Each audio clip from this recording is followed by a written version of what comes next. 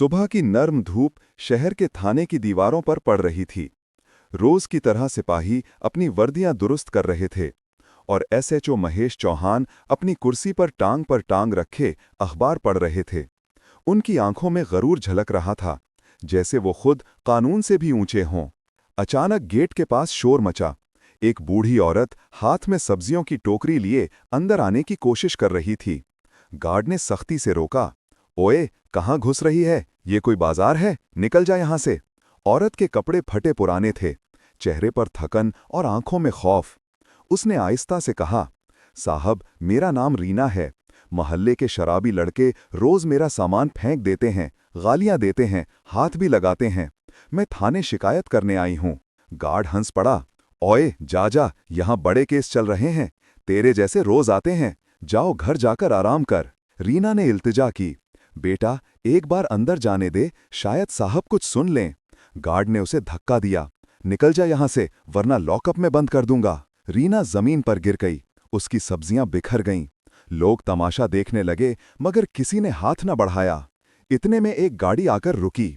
दरवाजा खुला, अंदर से एक दबंग आवाज आई। ये सब क्या हो रहा है? सब चौंक गए। ये आवाज डिस्ट्रिक्ट मैजिस्ट्रेट आरती सिंह की थी। सफेद सूट पहने मजबूत कदमों से वो आगे बढ़ीं। उनके साथ इंस्पेक्टर विजय ठाकुर भी थे। आरती सिंह ने रीना को जमीन पर पड़ा देखा। उसके बिखरे सब्जियां, फटे कपड़े और चेहरे पर जिल्लत के निशानात। और फिर उनकी नजरें सीधी गार्ड पर जा ठहरीं। ये औरत जमीन पर क्यों गिरी हुई है? क्या यही तुम्हारी ड्यूटी है, कमजोरों को धक्के देना? गार्ड बौखला गया। मैडम, ये खुद अंदर घुसने की कोशिश कर रही थी। आरती सिंह ने गुस्से से कहा। और तुमने उसे धक्का दे दिया? ये थाना है या जालिमों का अड्डा? फिर वो झुकी, रीना को अपने हाथों से उठाया, उसकी सब्जियां समेटकर टोकरी में डालीं और नरमी से कहा, माँ, अब तुम अकेली नहीं हो। बताओ, किसने तुम्हारे साथ ज्यादती की है? रीना की आंखों से आंसू बहने लगे। उसने कपड़े से चेहरा पोंछा और कांपती आवाज में कहा, मैडम, वो मोहल्ले के शराबी रोज मेरा माल लूट लेते हैं। पुलिस को बताया तो उन्होंने मजाक बनाया। आरती सिंह ने सीधे एसएचओ चौहान की तरफ देखा।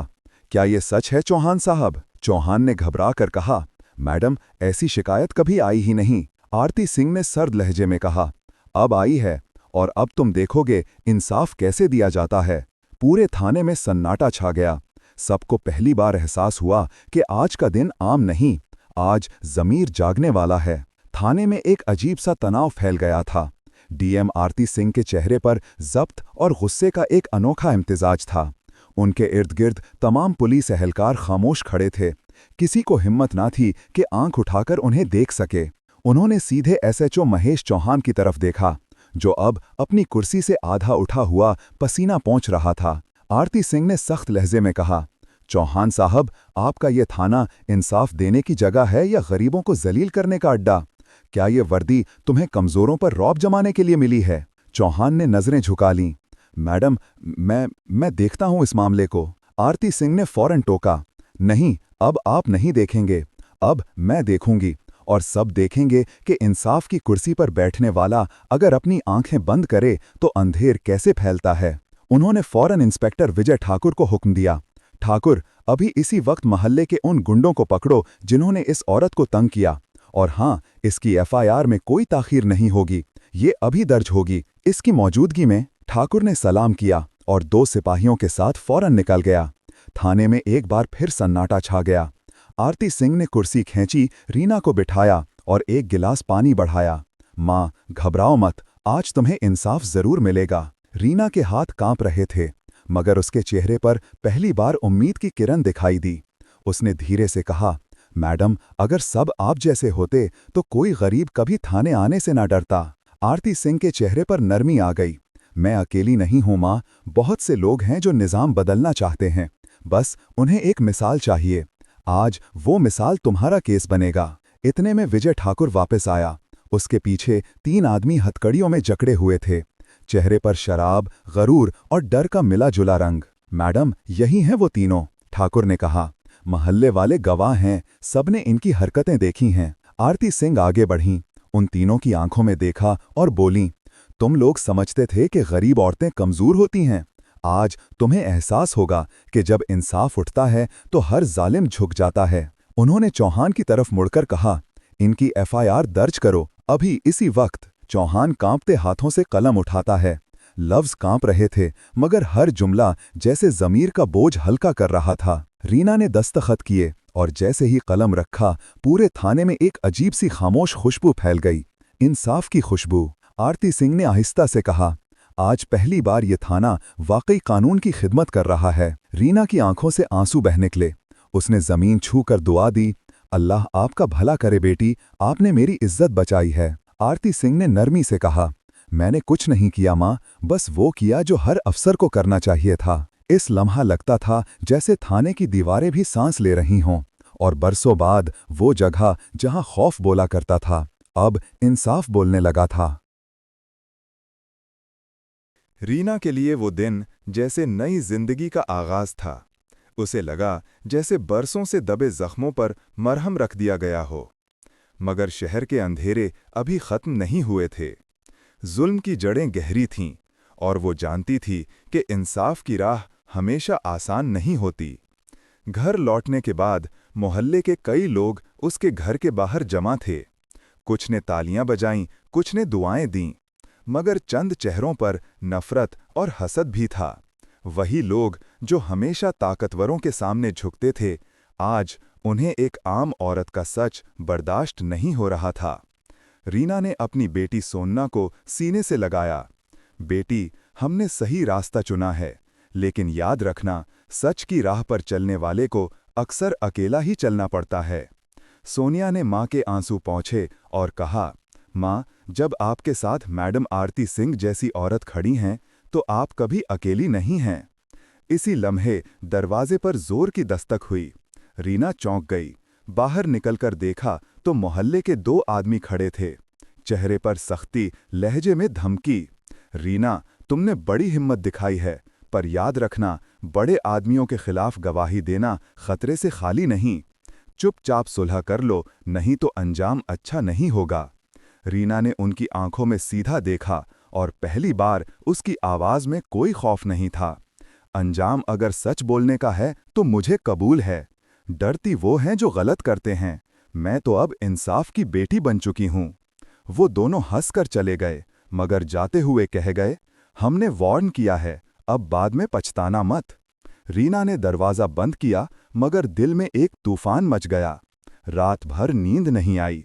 कभी सोचती कहीं वो लोग सच में कुछ नुकसान ना पहुंचा दें। फिर याद आता, आरती सिंह मैडम ने कहा था, इंसाफ की लड़ाई में डरना सबसे बड़ी हार है। अगले दिन सुबह वो थाने पहुंची। आरती सिंह फाइल देख रही थीं। रीना को देखकर बोली, मां, तुम्हारे केस की अगली पेशी कल है। गवाही तुम्हें खुद देनी होगी। क्या तुम तैयार हो? रीना ने मजबूत लहजे में कहा, मैडम, मैं सच बोलूंगी, चाहे अदालत में मेरे खिलाफ सारे लोग क्यों ना खड़े हो जाएं। मैं अब डरना भूल चुकी हूं। आरती सिंह के चेहरे पर फख्र की मुस्कुराहट आई। यही हौसला अगर हर औरत में आ जाए तो समाज बदलने में देर नहीं लगेगी। शाम को रीना जब घर पहुंची तो देखा दरवाजे पर एक चिपचिपा लिफाफा रखा था। उसमें एक कागज था। उस पर लिखा था, अगर कल अदालत में गई तो तुम्हारी बेटी नहीं बचेगी। रीना के हाथ कांप गए, दिल जैसे बंद होने लगा। सोनिया कमरे में खेल रही थी। मां ने उसे गले लगाया और खामोशी से आंखें बंद कर लीं। कुछ लम्हे बाद उसने फोन उठाया और सीधा आरती सिंह को कॉल की। मैडम, मुझे धमकी मिली है, मेरी बेटी को खतरा है। आरती सिंह की आवाज में सख्ती आ गई। फिक्र मत करो मां, अब तुम अकेली नहीं हो, मैं अभी आ रही हूं। चंद मिनट बाद पुलिस की गाड़ी रीना के घर के बाहर आ रुकी। आरती सिंह खुद उतरीं और बोलीं, जिसने धमकी दी है अब उसे कानून की ताकत का एहसास कराना होगा। रीना ने नम आंसुओं से कहा, मैडम, मैं अदालत जरूर जाऊंगी। सच अगर मेरे साथ है तो खौफ क्यों? आरती सिंह ने धीरे से कहा, यही तुम्हारा इम्तिहान है रीना। अगर तुम ये जीत गईं तो तुम सिर्फ इंसाफ नहीं दिलाओगी, बल्कि हजारों औरतों को हौसला दोगी कि वो भी उठ खड़ी हों। रात का अंधेरा गहरा था, मगर रीना के दिल में एक नई रोशनी जल चुकी थी। वो जानती थी, अब वो किसी के रहम पर नहीं, खुद अपनी तकदीर लिखने जा रही है। सूरज अभी पूरी तरह नहीं निकला था। शहर के आसमान पर हल्की धुंध थी और अदालत के बाहर पुलिस की गाड़ियां कतार में खड़ी थीं। रीना सफ़ेद साड़ी में सर पर आंचल लिए अपनी बेटी सोनिया का हाथ पकड़े आहिस्ता आहिस्ता कदम बढ़ा रही थी। उसके साथ इंस्पेक्टर विजय ठाकुर और 2 पुलिस एहलकार थे। दूर से देखने वाले अंदाजा लगा सकते थे कि ये औरत आज किसी बड़ी लड़ाई के लिए निकली है। अदालत के अंदर सबकी नजरें उसी पर थीं। पिछले दिनों उसके केस ने पूरे शहर में हलचल मचा रखी थी। अखबारों ने लिखा था, एक आम औरत ने बाअसर गुंडों के खिलाफ आवाज उठाई। जज साहब अपनी कुर्सी पर आ चुके थे। कमराए अदालत में एक संजीदा खामोशी थी। रीना गवाह के कटहरे में खड़ी थी। सामने वही 3 गुंडे जिन्हें कल तक मोहल्ले का खौफ कहा जाता था, आज जेल की वर्दी में सहमे खड़े थे। जज साहब ने नरमी से कहा, रीना देवी, आप अपना बयान दें। रीना ने एक लम्हा आंखें बंद की, फिर आहिस्ता से बोलना शुरू किया। मी लॉर्ड, मैं कोई पढ़ी लिखी औरत नहीं। मैं बस इतना जानती हूं कि गलत को गलत कहना ही सच्चाई है। इन लोगों ने मेरी इज्जत पर हाथ डालने की कोशिश की, मेरी गरीबी का मजाक उड़ाया, और जब मैं इंसाफ मांगने गई तो थाने में मेरा भी मजाक बनाया गया। लेकिन फिर एक अफसर मिली, आरती सिंह, जिन्होंने मुझे बताया कि कानून अंधा नहीं होता, बस कभी कभार लोग उसकी आंखों पर पट्टी बांध देते हैं। अदालत में मुकम्मल खामोशी थी। सिर्फ रीना की आवाज गूंज रही थी। वो बोलती गई, मैं आज सबके सामने कहती हूं, अगर गरीब बोलने लगें तो जुल्म टिक नहीं सकता। मुझे किसी से डर नहीं। मेरी बेटी कल को मुझसे पूछेगी कि माँ, तुमने क्या किया। मैं ये नहीं कहना चाहती कि मैं चुप रही। मैं चाहती हूं कि वो फख्र से कहे, मेरी माँ ने सच बोला। ये अल्फाज पूरे कमराए अदालत में बिजली की तरह गूंजे। जज साहब ने अपना चश्मा उतारकर मेज पर रखा। उनकी आंखों में नरमी थी, मगर चेहरे पर अदालती सख्ती बरकरार थी। फिर इंस्पेक्टर विजय ठाकुर ने सबूत पेश किए। मोहल्ले के गवाह भी सामने आए। सच जैसे एक एक लफ्ज में जीता जागता खड़ा था। मुजरिमों के वकील ने बहुत कोशिश की, लेकिन झूठ के पास अब छुपने की कोई जगह नहीं थी। दोपहर के वक्त फैसला सुनाया गया। तीनों मुजरिमों को 7 साल की सजा। अदालत में शोर मच गया, लेकिन रीना बस खामोश खड़ी थी। उसके चेहरे पर एक अजीब सी तमानियत थी। आरती सिंह आगे बढ़ीं और धीरे से कहा, मुबारक हो रीना, तुमने सिर्फ अपना केस नहीं जीता, बल्कि एक मिसाल कायम कर दी है। रीना ने सर झुकाकर कहा, मैडम, मैंने कुछ नहीं किया, बस वो किया जो आपने सिखाया। डरती वो हैं जो झूठ बोलते हैं। अदालत के बाहर मीडिया जमा था। कैमरे चमक रहे थे। रीना का चेहरा रोशनी में नहाया हुआ था, लेकिन वो रोशनी कैमरे की नहीं थी, वो उसके दिल की थी। एक रिपोर्टर ने पूछा, रीना जी, अब आगे क्या इरादा है? वो मुस्कुराकर बोली, अब मैं खामोश औरतों की आवाज़ बनना चाहती हूँ, ताकि कोई रीना इंसाफ के दरवाजे पर दस्तक देने से न डरे। आरती सिंह ने उसके कंधे पर हाथ रखा। दोनों की आंखों में इत्मीनान था। अदालत से बाहर निकलते हुए रीना ने आसमान की तरफ देखा। हवा में जैसे किसी ने सरगोशी की। सच बोलने वाले की हार कभी नहीं होती।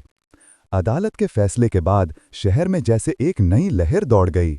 हर अखबार, हर चैनल पर सिर्फ एक ही नाम गूंज रहा था, रीना देवी, एक आम सब्जी बेचने वाली औरत जिसने खौफ के सामने झुकने के बजाय सच के लिए खड़े रहने का हौसला दिखाया था। मोहल्ले में वही लोग जो कभी उसका मजाक उड़ाते थे, आज दरवाजे पर आकर उसे मुबारकबाद दे रहे थे। बच्चे तालियां बजाते हुए कहते, ये वो आंटी हैं जिन्होंने बदमाशों को जेल भेजा। रीना के घर की दीवारों पर पहली बार खुशी की रोशनी झलक रही थी। सोनिया अपनी माँ के गले लगकर बोली, माँ, अब हम कभी नहीं डरेंगे ना? रीना ने मुस्कुराकर कहा, नहीं बेटी, जब सच तुम्हारे साथ हो तो दुनिया का कोई खौफ तुम्हें छू नहीं सकता। इसी दौरान दरवाजे पर गाड़ी रुकी। बाहर डीएम आरती सिंह उतर रही थीं। उनके साथ इंस्पेक्टर विजय ठाकुर भी थे। मोहल्ले के लोग हैरान से देख रहे थे कि इतनी बड़ी अफसर रीना के घर क्यों आई हैं। आरती सिंह ने अंदर आकर रीना का हाथ थामा और बोली, माँ, आज से तुम अकेली औरत नहीं रही। तुम्हारा हौसला बहुत सी औरतों के लिए चिराग बनेगा। जिला इंतजामिया चाहती है कि तुम अवामी बहादुरी अवार्ड हासिल करो। रीना के चेहरे पर आंसू बह निकले। उसने कहा, मैडम, मैंने कुछ खास नहीं किया, बस अपनी बेटी के लिए इज्जत बचाई है। आरती सिंह ने नरमी से कहा, इज्जत की हिफाजत करना ही सबसे बड़ा कारनामा है माँ। तुमने दिखाया कि ताकत वर्दी में नहीं, सच्चाई में होती है। चंद दिन बाद जिले के बड़े मैदान में तकरीब हुई। स्टेज पर अफसरान, मीडिया और अवाम की भीड़ थी। जब रीना का नाम पुकारा गया तो पूरा मजमा खड़ा हो गया। तालियां इतनी गूंजीं कि फिजा में अज़्म की आवाज़ फैल गई। रीना ने स्टेज पर आकर कहा, मैं तालीम याफ्ता नहीं हूं, पर आज समझ गई हूं कि इंसाफ सिर्फ किताबों में नहीं होता, वो दिल में भी हो सकता है। जब हम खौफ के बजाय सच को अपनाते हैं तो इंसाफ खुद हमारे कदमों में आ जाता है। आरती सिंह आगे बढ़कर उसे अवार्ड दिया। फिर पूरे मजमे से मुखातिब होकर बोली, रीना जैसी औरतें हमें याद दिलाती हैं कि सिस्टम में तब्दीली तब आती है जब कोई कमज़ोर कहलाने वाला भी आवाज़ उठाता है। ये कहानी सिर्फ एक औरत की नहीं, ये हर उस शख्स की कहानी है जो सच बोलने से नहीं डरता। शाम ढल रही थी, हवा में हल्की ठंडक थी और इस मैदान में सिर्फ तालियां नहीं थीं, बल्कि उम्मीद की वो खुशबू थी जो बरसों से इस शहर ने महसूस नहीं की थी। रीना आसमान की तरफ देखकर बोली, ऐ खुदा, अब अगर कभी कोई रीना जुल्म के सामने खड़ी हो तो उसे अकेला ना छोड़ना। उसकी बेटी सोनिया ने धीरे से कहा, माँ, आपने तो दुनिया बदल दी। रीना ने मुस्कुराकर जवाब दिया, नहीं बेटी, दुनिया नहीं, बस सोच बदल दी है। और जब सोच बदल जाए तो पूरी दुनिया खुद बदल जाती है।